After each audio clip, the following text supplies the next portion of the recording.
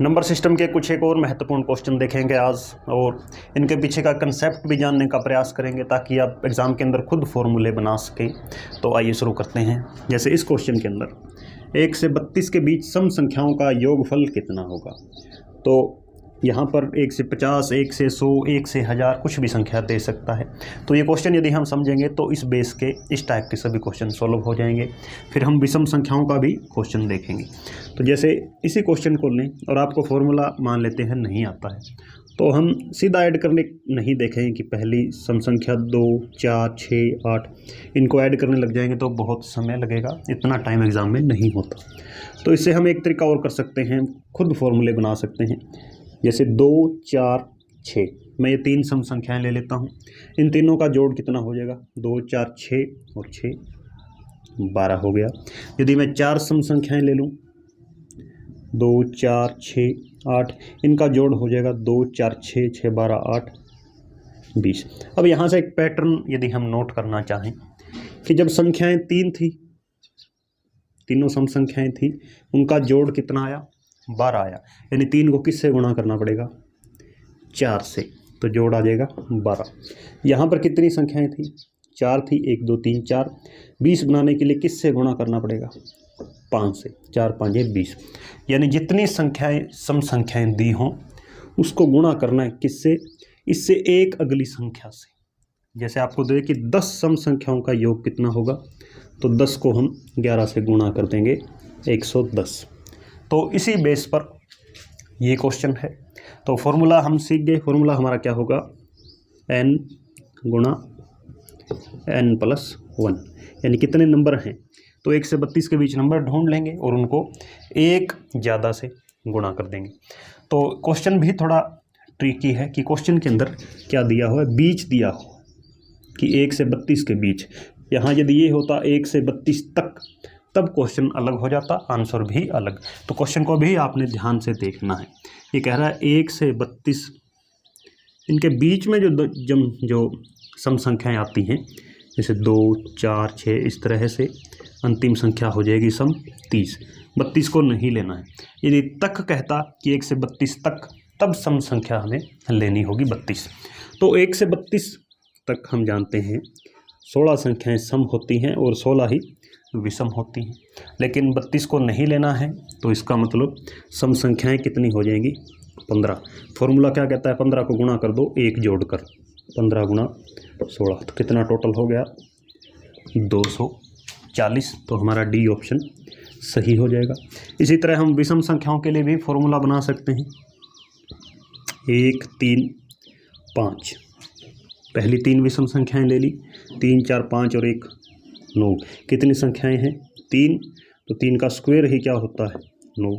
यदि हम 4 विषम संख्याएं ले लें, 1, 3, 5, 7, इनका जोड़ हो जाएगा 7, 5, 12, 4, 16। कितनी संख्याएं हैं, 4, 4 का स्क्वायर 16। तो यदि हमें लगातार दी हो सम संख्याएं, उनके लिए ये फॉर्मूला हो जाएगा। लगातार विषम संख्याएं दी हों तो जितने भी विषम संख्या हैं उनका हम वर्ग कर देंगे, तो हमारे पास आंसर आएगा। अगला प्रश्न है, 3 अंकों की ऐसी कितनी संख्याएं हैं जो 5 से पूर्णतः भाग हो जाती हैं। 4 हमारे पास ऑप्शन है। तो इस क्वेश्चन को करने का हमारा सीधा फॉर्मूला होता है कि जितने भी 3 डिजिट के नंबर हैं उनको आप 5 से भाग करिए और माइनस कर दीजिए 2 डिजिट के नंबर से, इसको भी आप 5 से भाग देंगे, तो दोनों आंसर को हमने माइनस कर देना। तो 3 डिजिट के टोटल नंबर कितने हैं, या यूँ कहें कि 3 डिजिट तक कितने नंबर होते हैं, 999। तो 999 तक यदि मैं 5 का भाग दूं तो कितना आएगा मेरे पास, यहाँ से करेंगे 19, 5, 95, 4, 49। तो 199 संख्याएं ऐसी हैं, कहाँ तक, 1 से लेकर 999 तक, जो कि 5 से भाग हो जाती हैं। पूरा 199 संख्याएं ऐसी हैं। लेकिन हमें क्या ज्ञात करना है कि केवल 3 अंकों की, इसका मतलब इसमें अनेक संख्याएं ऐसी भी आ गई जो कि 2 डिजिट की हैं, 1 डिजिट की है, वो भी 5 से भाग हो जाती, तो उनको हमें माइनस करना होगा। यानी हम लेंगे 1 से 99 तक के नंबर और इसे भी 5 से भाग कर देंगे। तो तो 99 को जब 5 से भाग करते हैं, 1 से 99 तक 99 संख्याएं हैं, तो इसको भाग करेंगे कितना आएगा, 19 5 95। तो 19 संख्याएं ऐसी हैं जो कि 1 अंक की हैं या 2 अंक की, 5 से पूरी भाग हो जाती हैं। तो यहाँ से कितनी संख्याएं बचेंगी, 180। तो ये आंसर हो जाएगा। यही क्वेश्चन अगर इस तरह होता कि 2 अंकों की ऐसी कितनी संख्याएं हैं जो 5 से पूरा भाग हो, तो यही काम हम यहाँ करेंगे। पहले तो हम टोटल ज्ञात करते हैं कि 1 से 99 तक कुल जितनी संख्याएं हैं जो 99 हैं, उनमें 5 से कितनी संख्या भाग होती है, 19। फिर चूँकि इसके अंदर 1 डिजिट वाले नंबर भी आ गए, तो वो हम माइनस करेंगे। 1 से 9 तक की संख्याओं को 5 से भाग करके देखेंगे, एक नंबर यहाँ से। तो 18 संख्याएं ऐसी होंगी 2 अंकों की जो कि 5 से पूरा भाग हो जाती हैं। अगला प्रश्न, जब किसी संख्या को 56 से भाग दें तो 3 शेष बचता है, उसी संख्या को 8 से भाग देंगे तो कितना शेष बचेगा। तो ऐसे क्वेश्चन तो प्रैक्टिकली हम बना सकते हैं कि कोई संख्या है, उसे 56 से भाग देना है, हमें नहीं पता संख्या क्या है, लेकिन यह चीज़ पता है कि शेषफल 3 बचेगा। तो शेषफल 3 बचेगा, इसका मतलब कि यदि उस संख्या को यदि हम 1 पर भी भाग देते हैं तो 56 एकम 56 और 3 शेष बचे, तो संख्या हम यहाँ पर ज्ञात कर सकते हैं कि किस में से 56 घटाएं कि 3 बचेगा, तो यहाँ आ जाएगा 59। तो संख्या हमारी हो गई 59। यदि हम 2 पर यहाँ पर भाग देते फिर ये संख्या कुछ और हो जाती, लेकिन शेष 3 ही बचेगा, ये चीज़ क्लियर है। तो संख्या हमने मान ली 59 है, और 59 हो भी सकती है, कोई दिक्कत नहीं है। अब कहता है इसी संख्या को 8 से भाग देना है, तो 8 7 56, तो शेष यहाँ पर रिमाइंडर कितना बचेगा, 3। यानी जितना रिमाइंडर पहले बच रहा था उतना ही अब बचेगा। तो ऐसा क्यों हो पाया है, क्योंकि 8 इस 56 को पूरा भाग कर देता है। तो ऐसे क्वेश्चन यदि आपको मिलें जहाँ पर कि किसी संख्या को कोई अन्य संख्या से भाग दें और कुछ रिमाइंडर बचता है, यदि उसी का फैक्टर दे दें दूसरी बार कि उसी संख्या को 8 से यहाँ पर दे दिया, तो 56 8 का ही एक फैक्टर है, तो आपने बिना सोचे समझे जितना शेष पहले दे रखा है उतने पर ही टिक लगा देना है। यदि यहाँ पर कुछ और होता फिर हम कोई और तरीका सोचते।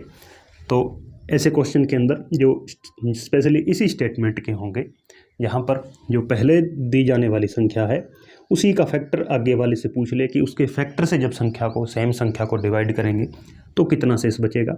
तो 3 यहाँ बच रहा है, तो 3 ही वहाँ बचेगा। अगला प्रश्न है, किसी संख्या में 4 5 6 से बारी से भाग दिया गया तो शेषफल क्रमशः 2 3 और 5 मिला।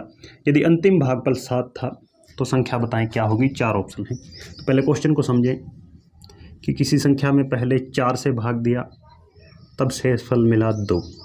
अब यहाँ जो भागफल आया है इसको हमने बीच वाली संख्या बनाई है और इसे 5 से भाग दिया है, और यहाँ जो भागफल आया है इसको हमने अंतिम संख्या मानी है और इसे 6 से भाग दिया है, और यहाँ मिला है शेषफल 5। ये संख्या बतानी है शुरू में संख्या क्या थी। एक चीज़ दे रखी है, अंतिम भागफल 7 था, यानी लास्ट में जब हमने भाग दिया तो 7 भागफल प्राप्त हुआ। तो अब हम यहाँ से संख्या निकाल सकते हैं ये वाली कि 6 7 42 आएगा यहाँ पर। अब किस में से 42 घटाएं कि 5 मिले, तो हम जानते हैं 47, और ये 47 क्या हो जाएगा यहाँ का भागफल, क्योंकि संख्या को हमने क्रम से भाग दिया है, बारी से भाग दिया है।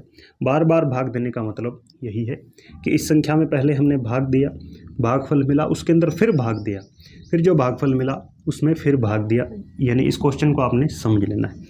तो 47 के अंदर जब हमने भाग दिया तो 5 शेषफल मिला, और ये भागफल ही क्या था, ये संख्या थी, यानी ये 47 अब हम कहाँ लिखेंगे, यहाँ लिखेंगे। अब 47 5 कितने होते हैं, 235।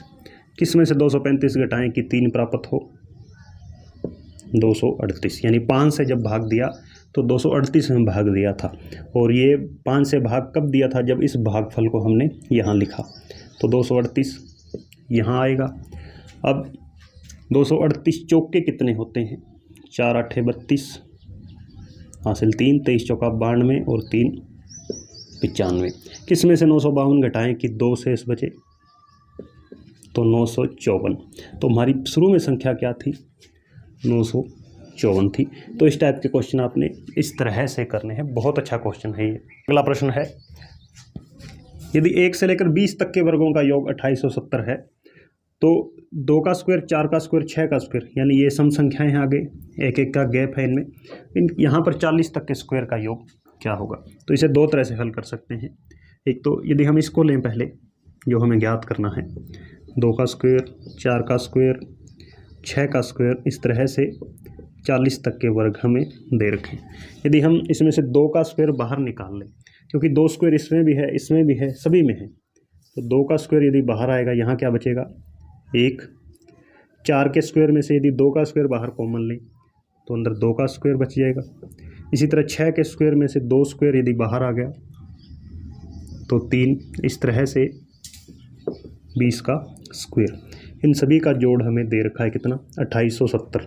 तो 2 का स्क्वायर 4 गुणा 2870 गुणा कर देंगे 4 0 0, 4 7 28 हासिल 2, 28 चौके 112 और 2 114।